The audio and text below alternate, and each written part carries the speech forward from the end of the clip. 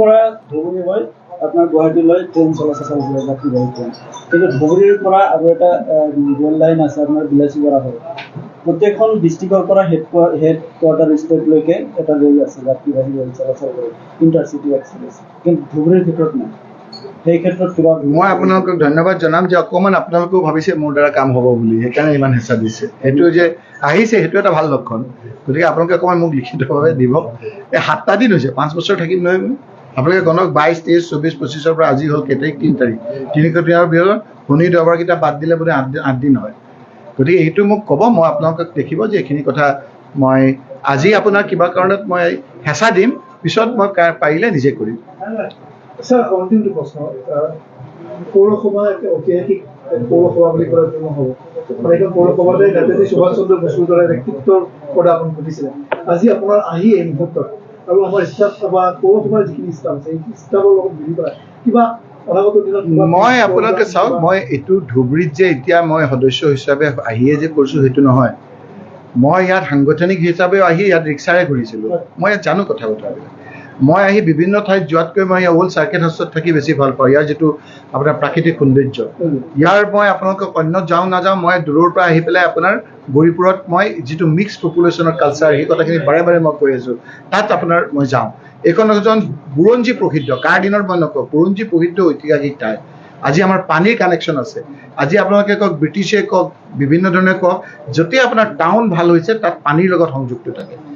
গতিকে সেইকাৰণে আপোনাৰ বম্বেখন আপোনাৰ প্ৰসিদ্ধ ঠাই। ঠিক তেনেকৈ আপোনাৰ ধৰি লওক এই কলিকতাটো আমাৰ ৰাজধানী হৈছিল, সেইটো কাৰণে ভাগৰখন আছিল।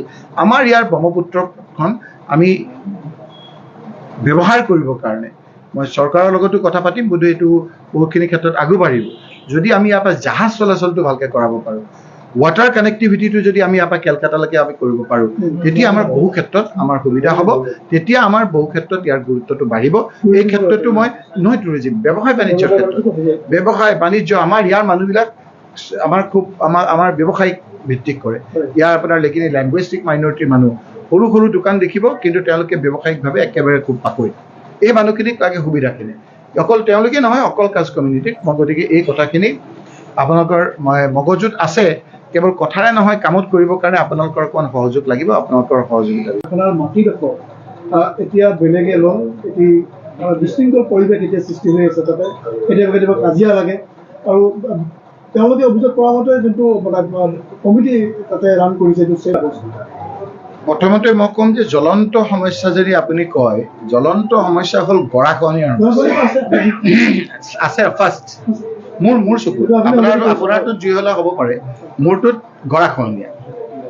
গৰাখহনীয়া আৰু মই আপোনালোকে চাব, মই চবতে বানপানীটো কোৱা নাই, বানপানীৰ সমস্যা আমাৰ ডাঙৰ সমস্যা। ফ্লাড এণ্ড ইৰোজনৰ কথাটো কয়, মই ইৰোজন এণ্ড ফ্লাডৰ কথা ক'ব বিচাৰিছোঁ। বানপানী আহে, বানপানী যায়, 10-20 দিন, এমাহ আমাৰ অসুবিধা হয়। কিন্তু গৰাখহনীয়াত শ মানুহৰ মাটি বাৰী ঘৰ নাইকিয়া হৈ ৰাস্তা পথলৈ আহে। আৰু এই ৰাস্তাৰ মানুহখিনি যেতিয়া এখন আপোনাৰ সৰু ত্ৰিপাল লৈ থাকে, যেতিয়া তেওঁলোকৰ এই 100 বিঘা 200 বিঘা মালিক যেতিয়া ৰাস্তাৰ ভিখাৰী হয়, যেতিয়া থাকে, বহুতে এইখিনি ঘোষপেটীয়া, দিল্লীত ঘোষপেটীয়া বুলি কয়, বাহিৰৰ মানুহ বুলি কয়। গতিকে সেইটো এটা বেলেগ চকুৰে চাব লাগিব। এইটো ৰাষ্ট্ৰীয় সমস্যা কিয় হ'ব লাগে, সেইখিনি কথাও মই পৰৱৰ্তী সময়ত ক'ম। এইবাৰ সময় নাপালোঁ, আপোনালোকে দেখিছে স্পীকাৰ ছাৰে মোক বিভিন্ন ধৰণৰ কৈছে, তাৰ ভিতৰতো এইখিনি মই কৈছোঁ। মোৰ চিন্তাটোত আছে যে গৰাখহনীয়াটো সকলোতকৈ ডাঙৰ সমস্যা, বানপানী অন্যতম এটা আমাৰ সমস্যা, সেই কথাটোতো হয়েই। সেইবুলি এইটো নহয় যে গৰাখহনীয়া আপোনাৰ কথাটো কৈ বাকীবিলাক মই আওকাণ কৰিম, সেই কথাটো হ'ব নোৱাৰে। গৰাখহনীয়াটোত আচলতে সকলোতকৈ ডাঙৰ সমস্যা কি, মই ৰাষ্ট্ৰীয় ইংলিছ পেপাৰটো ওলাইছে, মই সেই কথাখিনি আপোনালোকক দেখুৱাম যে গৰাখহনীয়া বস্তু আমাৰ যিটো ইৰোজন, সেইখিনি কথা দিল্লীয়ে ভালকৈ বুজি নাপায়।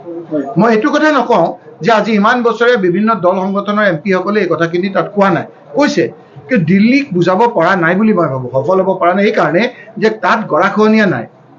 আজি ব্ৰহ্মপুত্ৰৰ আমাৰ যিটো গৰাখহনীয়া, দিল্লীৰ বহুত ৰাজ্যই বুজি নাপায়, কাৰণ তাত বানপানীটো হয়, গৰাখহনীয়া এনেকৈ মাটি খহাই লৈ গুচি নাযায়। আমাৰ ব্ৰহ্মৰ পুত্ৰ মানে মেইন ৰিভাৰ। এতিয়া মই এইটোকে আমাৰ কেৰেক্টাৰ ব্ৰহ্মপুত্ৰৰ আৰু বাকী ৰাজ্যসমূহৰ যিটো আপোনাৰ নদীৰ কেৰেক্টাৰৰ লগত আপোনাৰ মিল নাই। সেইকাৰণে গৰাখহনীয়াটো বুজুৱাবৰ কাৰণে মই চেষ্টা কৰিম। কৈ থাকিম মই, আপোনালোকে চাব, আপোনালোকে ভাবিব যে কিয় কোৱা নাই, কৈ মানুহক কনভিন্স কৰিব। মই সেইকাৰণে কৈছোঁ যে আপোনালোকে সমস্যা সমাধান কৰিম কোৱাতকৈ এবাৰ অল পাৰ্টি ডেলিগেশ্যন আহক, আহি পেলাই আপোনালোকে গ্ৰাউণ্ড ৰিয়েলিটিটো চাওক যে হোৱাট ইজ ইৰোজন। মই সঁচা কৈছোঁ নে মিছা কৈছোঁ, what is true or not, এই কথাখিনি চাবৰ কাৰণে কৈছোঁ যে গৰাখহনীয়াটো বস্তুটো বুজাব যত্ন কৰিছোঁ আৰু সেইটো মই চেষ্টা কৰিছোঁ। কিন্তু এই বুলিও নহয়, ইয়াত যিটো আপোনাৰ এটা সস্তীয়া হাতা চলি গ'ল, যিদিনা অলিম্পিকৰ এটা আপোনাৰ লোকসভাত চৰকাৰৰ ফালৰ পৰা আহিলে যে আমাৰ অলিম্পিকৰ দল এটা গৈছে, সকলো পাৰ্টীয়ে আমি এটা তেওঁলোকক শুভেচ্ছা দিওঁ। সেই শুভেচ্ছা দিয়াৰ কাৰণে মোৰ পাৰ্টীয়ে মোৰ 4জন বাছিলে, তাৰ মাজত মই খেলত লাগি থকা মানুহ হিচাপে মোক ক'লে যে আপোনালোকেও এটা শুভেচ্ছা দিয়ক। মোৰ পাৰ্টীৰ পৰা ধাৰ্য কৰা অলপ সময়ৰ ভিতৰত মই সেইখিনি অলিম্পিকলৈ যোৱা দলটোক মই ধন্যবাদ আৰু কৃতজ্ঞতা দি এটা খেলৰ বিষয়ে মই উপস্থাপন কৰিলোঁ, যিটো খেল দুখীয়া মানুহৰ লগত সম্বন্ধ। তাকে পাই ডিভাইচ চিভাইচ বুজি নোপোৱা এচাম লোকে এনেধৰণৰে ক'লে যে বানপানীৰ সময় ক'ব লাগিছিল, এতিয়া তেওঁ খেলৰ কথা কৈছে। মানে কথাবিলাক টেষ্টলেছ মানুহ, এইবিলাক কুৰুচিৰ মানুহ। এতিয়া মোক তাত যদি এডুকেশ্যনৰ বিষয়ে আলোচনা হয়, এতিয়া মই যদি সাংসদ এজন হৈ পেলাই কওঁ যে মোৰ বানপানী সমস্যা, তেতিয়া ক'ব নক'ব যে এজনে একো নাজানে। মোক যেতিয়া আপোনাৰ তাত হেল্থৰ বিষয়ে আলোচনা হয়, তেতিয়া মই কম নেকি যে মোৰ বানপানী সমস্যা সমাধান কৰক। তাত ডিভাইচ আছে, তাত আপোনাৰ কাৰ্যসূচী আছে, সেই ডিভাইচতে মই কথাবিলাক ক'ব লাগিব। গতিকে এইবিলাক সস্তীয়া ৰাজনীতি কৰি থাকক সকলোৱে, আমি সকলোৱে। সেইকাৰণে মই কৈছোঁ যে এইবিলাক ক্ষেত্ৰত দলমত নিৰ্বিশেষে আমি কাম কৰিম। মোৰ এটা দায়িত্ব আছে, আজি সাংবিধানিকভাৱে মই ইয়াৰ সদস্য, মোৰ কথাবিলাকৰ পাৰাখিনি কৰিম আৰু মুকলিকে ক'ম যে এইখিনি মই কৈছোঁ, এইখিনি ৰেলৰ কাৰণে আপোনালোকে কৈছে মই কৈছোঁ। আজি আপোনালোকে কৈছে জুইশালাৰ কথাটো, মই অন্যৰ নিচিনা কেতিয়াও নকওঁ আপোনালোকক যে জুইশালাৰ মাটিখিনি মই আপোনালোকক আজিয়ে উদ্ধাৰ কৰি দিওঁ। মই গ্ৰাউণ্ডত সোমাম, কি সমস্যা সমাধান হৈছে, যদি কাৰোবাক দিয়ে থৈ দিছে আগত, মই কেনেকৈ উদ্ধাৰ কৰিম। কিন্তু এইটো কথাও ঠিক, আপোনালোকে মোক যদি বুজাই দিয়ে, আমাৰ যদি কিবা কৰিবলগীয়া আছে, মই এইখিনি কথা ঠেলা হেঁচা মাৰি কৰিবৰ কাৰণে মই যত্ন কৰিম।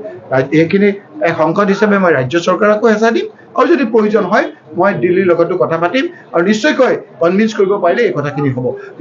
কিন্তু ৰূপসী বিমানবন্দৰটো বন্ধ হৈ আছে। আমি আমাৰ যিকোনো এখন চৰকাৰ বা আমি কৃতজ্ঞতাৰ লিষ্টখন যেতিয়া দিছিলে, তেতিয়া এইটো চলাৰ কথাটো কৈছিল, আগত আছিলে।